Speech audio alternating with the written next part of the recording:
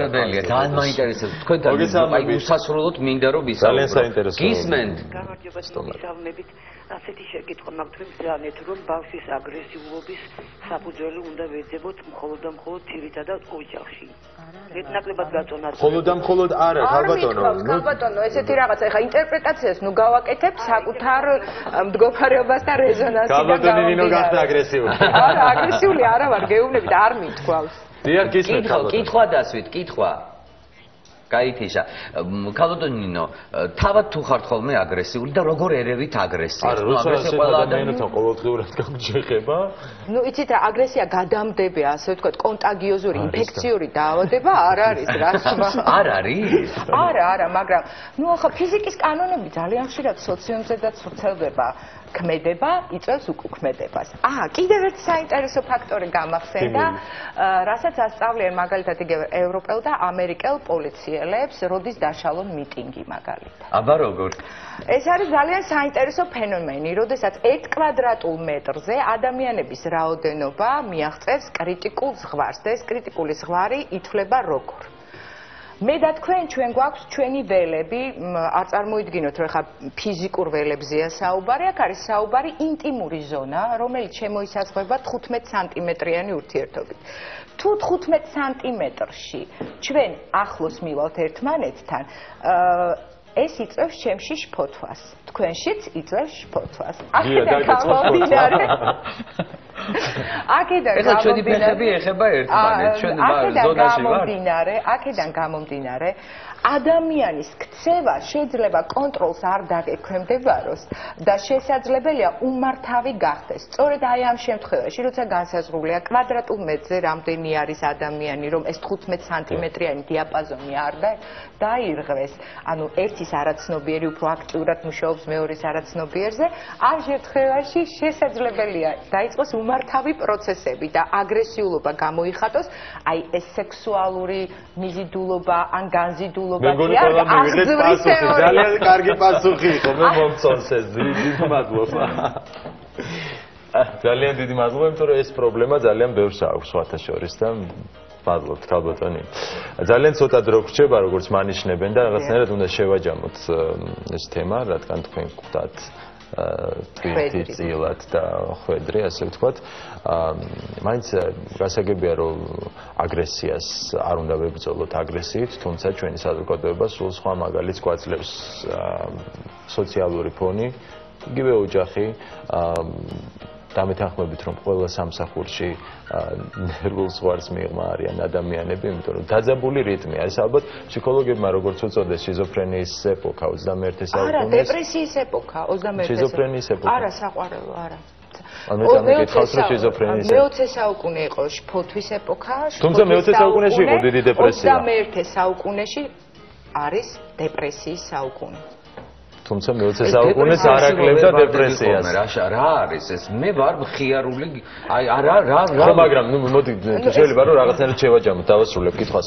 ანუ შიზოფრენია თუ დეპრესია, მაინც ამნიშნავს შიზოფრენიის ადამიანები, ძალიან ბევრი ადამიანია შიზოფრენიით დაავადებული. სტატისტიკა ამბობს იმას, რომ საქართველოში, ევროპაში, ამერიკაში შიზოფრენია არ აღემატება 1.5% მოსახლეობის. მიძინებული შიზოფრენია არ არსებობს. ანუ კარგი მდგომარეობა გვაქვს, ხო? არასწორი, აბსოლუტურად იდენტური მდგომარეობა გვაქვს. კარგი, რა არის გამოსავალი? მაშინ ესე ვთქვათ, რომ აგრესიულობა საზოგადოებაში არსებული აგრესიისგან თავი დავიცვათ. ანუ თქვენ გინდათ თქვათ, რომ მე დავიცვა თავი საზოგადოებაში არსებული, თუ ზოგადად საზოგადოებაში დავწიოთ აგრესიულობის მუხტი? დიახ. ამისთვის უფრო მეტი შემოქმედებითი შესაძლებლობები უნდა მივცეთ ადამიანებს. უნდა მივცეთ თვითგამოხატვის საშუალებები უნდა მივცეთ. საშუალებები არის საშუალება, მაგალითად იაპონური მეთოდი გახსოვთ ბატონგია, შესასვლელში უფროსის ფიგურა, რომელსაც კარგად დაარტყავ და აქ დაცვლის შენს აგრესიულ. თუმცა ჩემი აზრი არ ვიცი, მე მაინც მგონია რომ ალბათ აგრესია არ ვიცი მედიკოსები ამას როგორ უყურებთ, აგრესია ალბათ არარეალიზებულ საზოგადოებაში ჭარბობს. არსებობს.